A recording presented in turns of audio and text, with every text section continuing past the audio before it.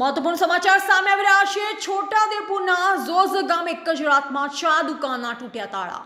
છોટાઉદેપુર તાલુકાના ઝોઝ ગામે એક જ રાતમાં 4 દુકાનના તાળા તૂટતા લોકો પોલીસ પેટ્રોલિંગ સામે સવાલો ઉભા કરી રહ્યા છે। છોટાઉદેપુર જિલ્લાના મુખ્ય મથક અને અડી આવેલ પોલીસ મથક વિસ્તાર ધરાવતા ઝોઝ ગામે એક જ રાતમાં તસ્કરોએ 4 દુકાનમાં હાથફેરો કરતા સમગ્ર પંથકમાં ચકચાર મચી જવા પામેલ છે।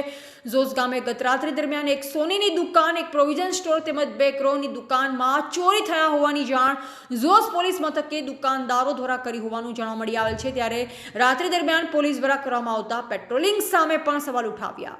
આગેવાનો દ્વારા જણાવેલ કે આ વિસ્તારમાં અગાઉ પોલીસ પોઈન્ટ હતો જે દૂર કરવામાં આવેલ છે, જેને પુનઃ સ્થાપિત કરવામાં આવે તેવી લોક માંગ પણ કરવામાં આવી રહી છે। વિક્રમભાઈ, અમારા છોટાઉદેપુર તાલુકા ફળ શાકભાજીની એક મંડળી છે। એ મંડળીનો દુકાન અમારા ખાતરનો ડેપો છે।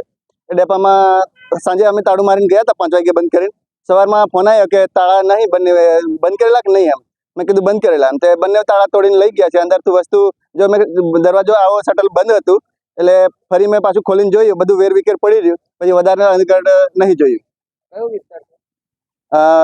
ગુજરાત રાજ્ય વન વિકાસ નિગમની સામે। કયું ગામ? કઈ અહીંયા જોજ ગામ છે।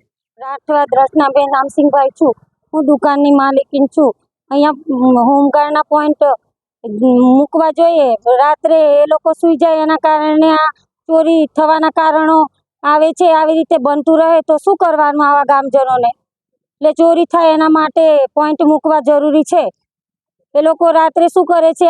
અત્યારે અહીંયા ફેરી મારી હોત તો આવું કારણ બનતું નહીં ને। અને દારૂ પીને સૂઈ જાય છે કે શું કરે છે? એમને અહીંયા રાત્રે ડ્યુટી બજાવવા માટે મૂકેલા છે, તો ગામની રક્ષા કરવા મૂકેલા છે, તો કેમ એ લોકો રક્ષા કરતા નહીં? આવું થોડું ચાલે। આવું ગામમાં બને તો શું કરવાનું? આવી ચોરી થતી રહે તો આવી રીતે સાંજે બનાવ બની ગયો, 4 દુકાનો તૂટી ગઈ। દર્શનાબેન રાઠવા દર્શનાબેન રામસિંહભાઈ। આજના બનાવના સંદર્ભે જોજ ગામે 4 દુકાનો, એક સોની એગ્રો, એક પ્રોવિઝન સ્ટોર, બીજો એક એગ્રો, આ 4 દુકાનો ચોરી થઈ। જે પોલીસના જૂના પોઈન્ટ, જે જીઆરડીના પોઈન્ટો મૂકેલા હતા, એ પોઈન્ટો સદંતર ચાલુ રાખતા તો આ ચોરી ધંબાવવાની સંભાવના ના હોત।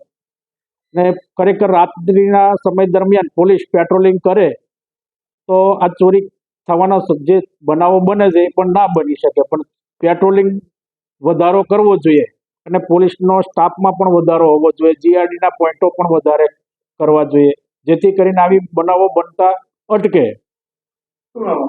રાઠવા જયસિંહ હિંમતસિંહ। અહેવાલ ઇમરાન મિર્ઝા, સંબંધ ભારત ન્યૂઝ, છોટાઉદેપુર।